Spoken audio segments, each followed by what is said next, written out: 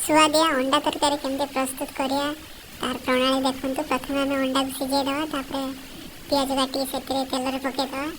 पकई सारा पर टिके तेल गुड़ाई दे सारापर आम अदा रसुण रखी पेस्ट को से ढाली देवा। तापर सिझा अंडा को आम रेडी कर प्रथम रखी दिया। तार से हलदी लंका लुण जीरा गरम मसला जहाँ भी अच्छे सब पकईदेवा।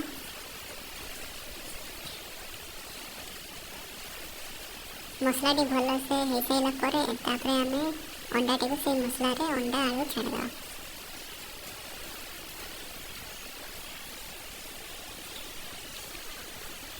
तापर 5 ରୁ 7 मिनिट भितर आम अंडा रेडी।